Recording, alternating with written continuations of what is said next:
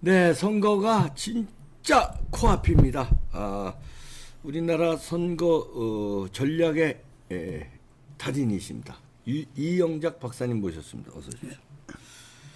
아이고, 진짜 이제는 뭐 큰 변수가 어떻게 없지 않나요? 이제는 뭐 결정됐다고 보나요? 어떻게 네, 보시나요? 선거는 이제 대충 결정이 됐어요. 그러니까 그렇죠. 이제는 내가 이제 마지막으로 몇 가지만 좀 얘기해주고 싶은 게 있는데, 선거는 유권자 동원 능력으로 결정된다. 유권자 동원, 동원 투표장에 나오게 하는 게, 이게 내 편을 나오게 하는 그렇죠. 게. 내가 이제 2012년, 그러니까 19대, 20대, 21대 여론조사하고, 네. 그 다음에 지역구 득표율하고 득표수를 이렇게 찾아봤어요. 네. 그랬더니 19대 총선에서 새누리당이 한 11월 달부터 평균 해보면 평균 지지율이 35%, 민주통합당이 32.9%, 그러니까 2% 차이라고. 예. 그건 정말 접점이라고. 누가 그렇죠. 이길지 아무도 모르는 그런 뭐 오차 선거였다고. 범위 내니까. 예. 오차 범위 내도 아주 뭐 여론조사상으로 2% 그러니까, 차이니까. 근데 이제 선거는 새누리당이 지역구에서 127석, 당시 민주통합당이 106석, 네. 그 다음에 비례대표에 새누리당이 25석, 그 다음에 민주통합당이 21석 해서 새누리당이 152석을 받았어요. 네. 물론 그때 이제 친박연대도 있었죠. 친박연대는 별도고요. 네. 근데 득표수를 보면은 새누리당이 받은 게 913만 표였어요. 네. 그리고 민주통합당이 받은 게 778만 표였다고요. 그 표 차이가 135만 표 차이였어요. 네. 그래가지고 새누리당이 있어요. 135만 표 차이로요. 그런데 2016년 20대 총선에서 네. 여론조사상으로 정월부터 새누리당이 39%, 네. 더불어민주당이 21%를 받았어요. 차이가 이거 많이 났었네. 18% 평균이라. 네, 평균으로. 한 번도 이렇게 크로스한 적이 없어요. 계속 그랬다고. 엄청나게 차이가 났었네. 16대에서 이렇게 엎치락 뒤치락 했거든요. 예. 근데 새누리당이 105석 받고 비례대표 17석 받아가지고 122석. 예. 더불어민주당이 110석, 그러고 비례대표 13석 해서 123석으로 일당이 됐다고요. 예. 그게 20대 총선이거든요. 네. 근데 득표수를 보니까 새누리당은 920만 표를 받았고요. 네. 그리고 더불어민주당은 888만 표를 받았어요. 그러니까 표수로나 그냥 표수로나 또는 득표율로 보면은 득표율로 보면 새누리당이 한 1.3% 더 받았는데 지역구에서 어떤 날 많이 이긴 데가 있고 그래가지고 뭐 전체 득표수로는 그렇게 나오지만 의석수로는 더불어민주당이 5석을 더 얻었다고 지역구에서요. 네. 네. 그런데 이제 그 19대에서는 135만 표 차이가 났는데 새누리당하고 더불어민주당은 32만 표 차이밖에 안 났어요. 네. 그 붙었죠. 네. 결국 뭔가 하면 그럼 새누리당이 2012년도에 대비해서 2016년도에는 7만 표 더 받았어요. 그리고 더불어민주당은 2012년 대비해서 2016년에 110만 표를 더 받았어요. 더 받은 게 네. 그게- 지방선거에서 결국은 그게 중요한 거네요. 결국은 더불어민주당이 더 동원을 했다는 거죠. 그거네요. 또 그렇게 볼 수도 있고 예. 또 한 가지는 새누리당이 그 당시에 막 이긴다 뭐 3분의 2니 뭐 막 그랬었잖아요. 예. 실제로 여론조사상으로 그랬으니까 그러니까 유권자들이 투표장에 안 나갔을 수도 있고 예. 또 한 가지는 그 당시에 그 김무성이하고 그 박근혜 대통령하고 굉장히 갈등이 심했잖아요. 갈등이 심해가지고 뭐 옥새 나르사 뭐 그러고 난리를 쳤었잖아요. 그래서 보수 유권자들 꼴보기 싫어로 안 나간 거예요. 그러니까 좌파들은 110만 표가 더 나갔고 예. 우리는 7만 표가 더 나갔고 우파는 그래서 진 거예요. 그래서 진 거네요. 그래서 예. 진 거예요. 네. 그러면요 21대 총선에서는 지난번 총선이요. 지난번 4.15. 총선이죠. 예. 네. 더불어 그 미래통합당이 22% 평균 지지율이. 예. 그 다음에 더불어민주당이 38%. 차이가 많이 났었는데. 16% 차이가 났어요. 그래서 지역구에서 보면은 미래통합당이 84석, 비례대표 19석. 근데 더불어민주당이 이제 그 당시에는 이제 비례당이 따로 있을. 네. 지금도 그때 이제 지금과 같이 또 따로 있었으니까요. 네. 163석하고 23석 받아가지고 거기가 186석을 받았어요. 예. 근데 미래통합당 그 보수 유권자들도 많이 나왔어요. 예. 1192만 명이 나왔어요. 예. 그 지난 20대 총선 대비 한 270만 명이 더 나왔어요. 네. 그랬는데 놀라운 거는 더불어민주당에서 35만 명이 나왔어요. 예. 그래서 지난 20대 대비 546만 명이 더 나왔어요. 더 나온 게 546만 명이 더 나온 거예요. 엄청나게 네. 그 집결을 한 거네요. 네.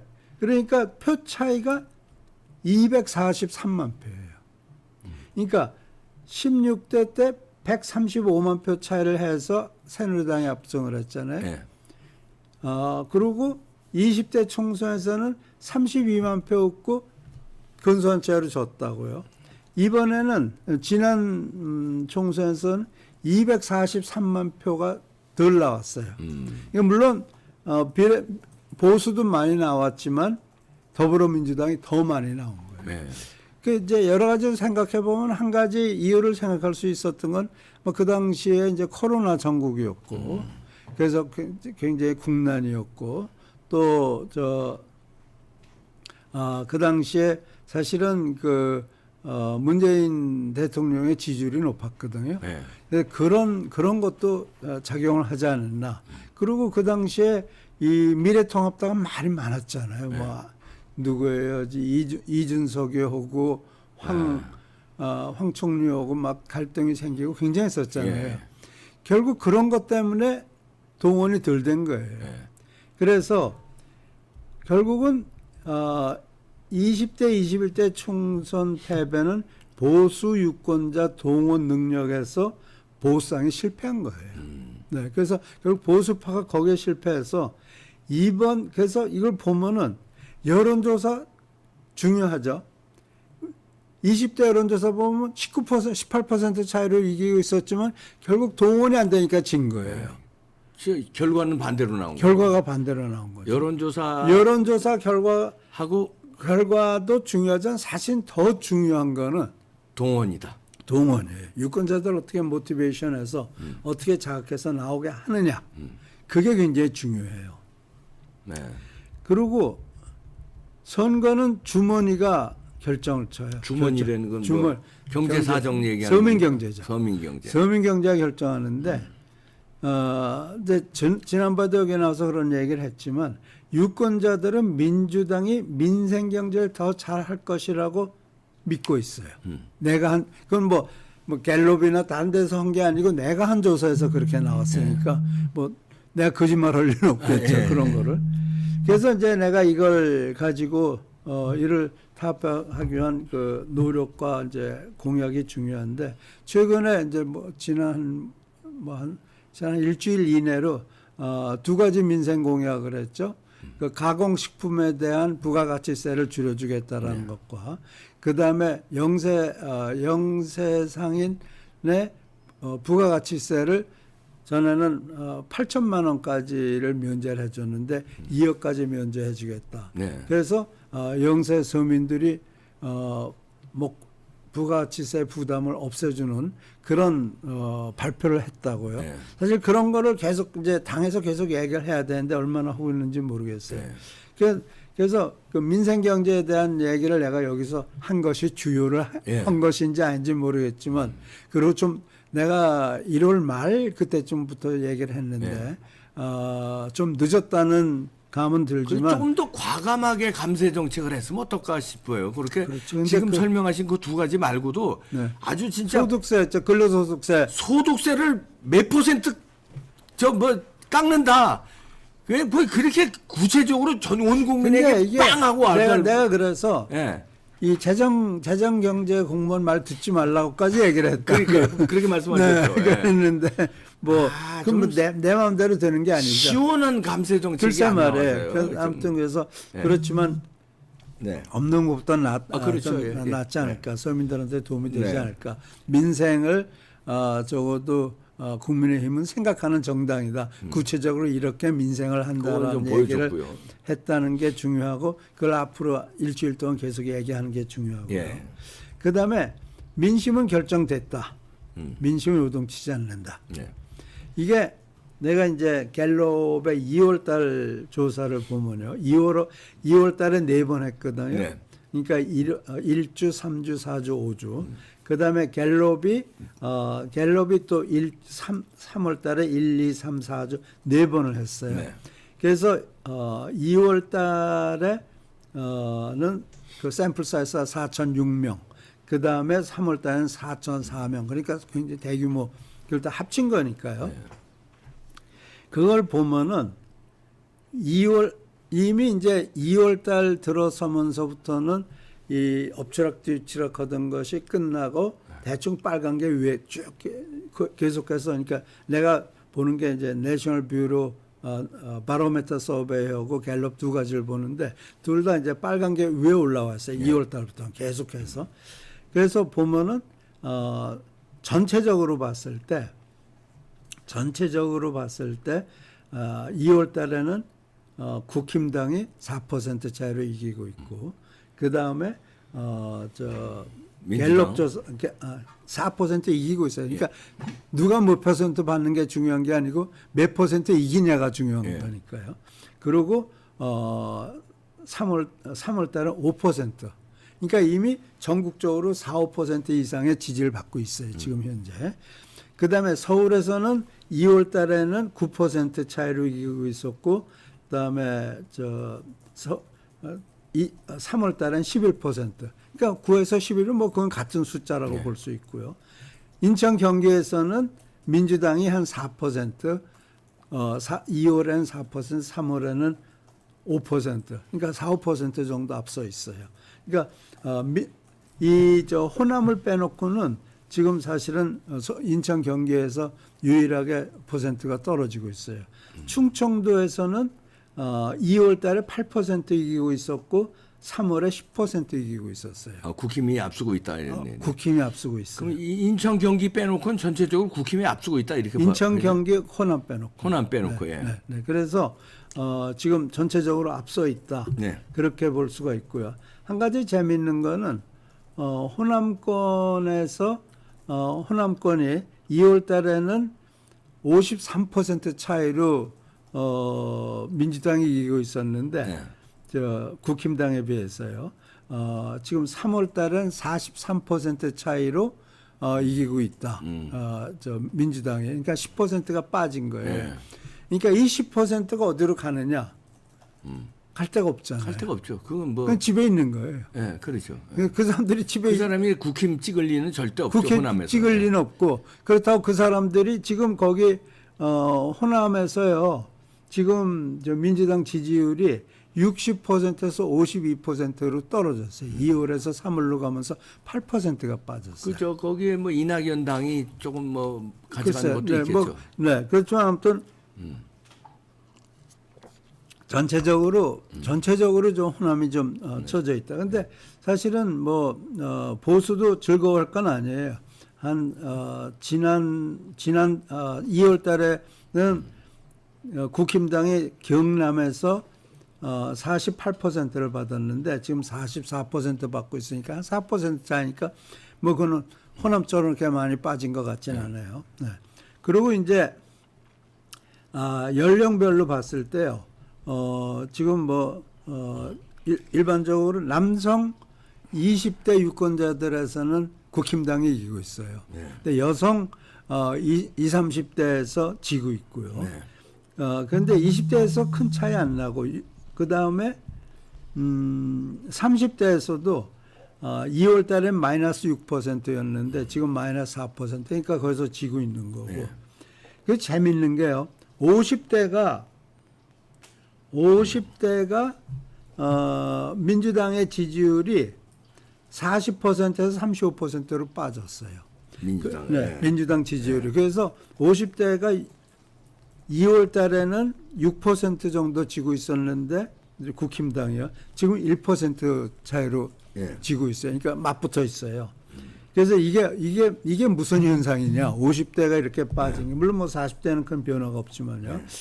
그래서 사실 지금 근데 이게 사람 마음은 변하지 않아요. 절대 변하지 않기 때문에 이미 전국적으로 봤을 때 4, 5% 이기고 있다. 근데 내가 물어볼게요. 네. 나는 국힘당을 지지해. 네.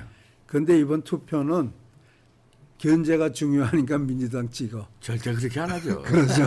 그렇게 안 하죠. 그러니까 지금 조사가 이상한 그런 조사를 자꾸 한다고요. 네. 그래서 내가 얘기하는 거는 그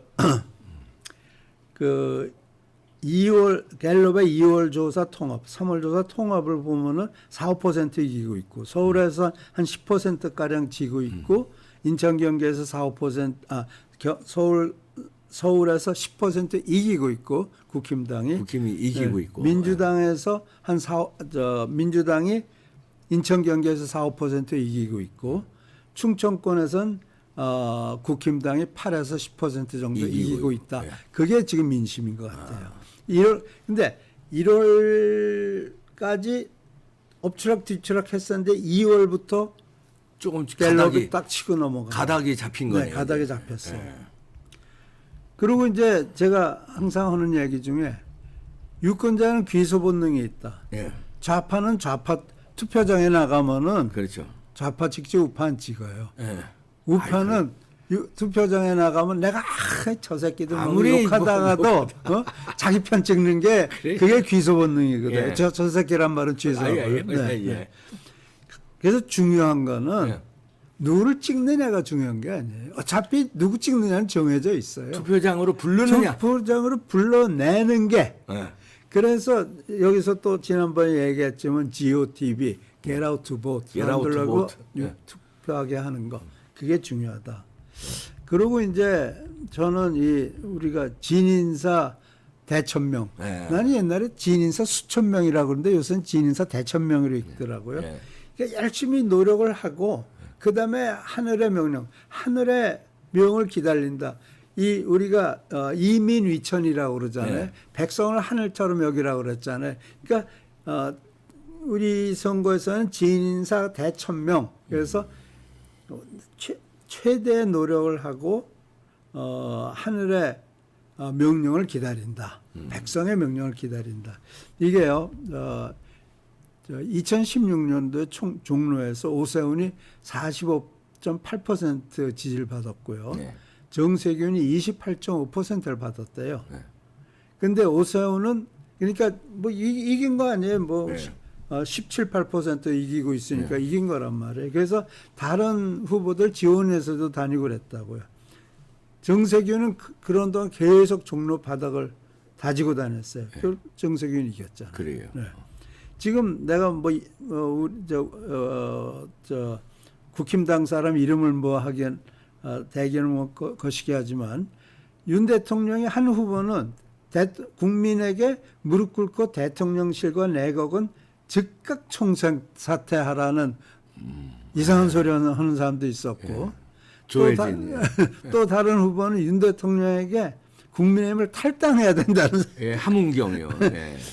이렇게 이 절망에 빠진 사람들인데 그 사람들이 과연 그 원희룡 같은 노력을 했는가? 그러게요. 네. 그러니까 나는 이 사람들은 이런 사람들한테 하고 싶은 얘기가 진인사 대천명이에요. 이건 대통령이 선거를 결정하는 게 아니잖아요. 왜 대통령 보고 나가라 마라 해요? 그렇죠? 그래서 지금이라도 오늘부터라도 이 순간부터라도 이 저 길에 나가서 유권자들을 만나는 거예요. 그렇죠. 그 이상 방법이 없어요. 그 이미 2월 내가 그랬죠. 2월 달에 유권자들 마음 정해졌어요. 그 사람들이 어떻게든지 나오게 해야지 뭐 거기서 앉아가지고 뭐 대통령 하야는 아니잖아. 탈당해라 뭐 장관 총사퇴해라. 그거는 선거운동이 아니에요. 내분 일으키는 거고 지자는 얘기지. 네. 그거는 진인사 대천명이 아니에요. 그래서 이게 그러잖아요. 지성이면 감천이라고 그러잖아요. 네. 그러니까 그냥 정말 열심히 노력을 하면은 하늘도 국민도 감탄하는 거예요. 그래서 저는 이 지금 뭐 그런 소리 하는 사람들이 이제 정신 차렸기를 바라면서 이제 마지막으로 그 하늘을 감동시켜야 된다. 하늘을. 네. 근데 원희룡에게서 보면요. 원희룡이 선거운동 내가 볼 때는 가장 지금 현재 모범적 선거운동을 하고 네. 있는데 처음에 거기 가서 할 때는 여론조사상 3배 이상 차이 났었잖아요. 맞아요. 예. 3배가 차이 맞아요. 났어요. 예. 그런데 이제는 3.4%를 가서 붙었어요. 그 이제 계속 치고 올라가는 거예요. 결과는 아무도 알 수 없게 됐습니다. 네. 얼마 전까지 뭐 17% 차이 난다고 그랬었거든요. 네. 결국은 이재명에는 재판소 가야 재판 받으러 가야 되고 여기저기 지원 유세 다녀야 되고 그러는 동안에 민주당에서는 이런저런 사고 막 터지고 그래도 원내력은 계속 바닥을 지금 다지고 다닌 결과가 이제는 이재명이 승리할 거다는 건 아무도 장담을 못하게 됐다고요. 바로 이 선거운동은 바로 이렇게 하는 거거든요. 내가 옛날에 2000년도에 그 당시에 이제 새천년 민주당 사람 몇 사람을 도와줬는데 내가 이렇게 가르쳤어요. 그래서 내가 코치한 사람들이 다 승리했어요. 내가 뭐 이름 되면 좀 뭐 내가 좀 부끄러울 만한 사람도 있고 그래서 이름은 안 되겠는데 그래서 그 당시에 이제 나보고 도와달라고 청해서 내가 도와준 사람 몇 사람들한테 꼭 이렇게 했다고요. 바닥을 하고 다녀라. 그럼 메시지 흩트지 말고 한 가지 메시지만 가지고 유권자들을 만나서 간단하게 인사하고 간단하게 한마디로만 해라. 이 승리했다고요. 아니, 일주일 전까지도 여론조사상으로 자기가 진다고 나왔는데 그때까지 긴가민가 했는데 투표 한 사나흘 놔두고는 내가 이기겠구나라는 감이 잡히더래요. 그리고 길을 다니니까. 그리고 당선됐다고요. 그래서 저는 정말 이 국회의원 선거라는 것은 바닥 민심을 흐른 거예요. 그래서 제가 이제 보수 유권자들한테 끝으로 지금 드리고 싶은 말은 대한민국이 지금 뭐 백척간도 위기라고 그러죠. 커다란 위기란 말이에요. 종북 좌파에게 국회를 넘겨줘서도 안 되고 특히 이재명이 대통령이 된 일은 없어야 됩니다. 그러기 위해서는 이번 총선에서 국민의힘이 반드시 승리해야 되고요. 우리가 정말 1948년 독립 이래 건국 이래 어떻게 세운 이 대한민국인데 우리 인구 300만을 살해한 전범 김일성의 후손과 추종자에게 넘겨주겠습니까? 말이 안 되죠. 그래서 저는 보수 우파 유권자들한테 다시 말씀드리지만 이번에 나가서 투표하시면은 반드시 승리한다. 이런 말씀 드리면서 오늘 말씀 마치겠습니다. 네. 쭉 이제 박사님 설명을 쭉 들어보니까 좀 안심이 되네요. 흐름은 지금 뭐 그런 보수가 이기는 흐름이다. 이제 마지막 진인사 대천명으로 유권자들을 투표장에 get out to vote. 네. 지금 그러니까 2016년에 18% 차이로 이기다 졌잖아요. 그러니까 결국은 그게 뭐예요? 유권자 동원 능력이 떨어졌기 때문에 그런 거예요. 그런데 19대에서 20대로 가는 동안에 민주당은 100만 표 이상을 더 끌어냈잖아요. 우리는 불과 7만 표 더 끌어내. 그리고 패배한 거 아니에요? 그렇죠. 그러니까 어떻게든지 유권자를 동원하는 거. 어떻게든지 동원하고 어떻게든지 호소하고 그래서 모든 보수 우파 유권자들이 주변 사람들한테 나가서 투표하십시오. 그거 외에는 할 말이 없어요. 동원하려면 내부 분열은 네. 아주 저 독약입니다. 그거 독약. 절대 하지 말고 네. 동원하시기 바랍니다. 이영작 박사님이셨습니다. 감사합니다.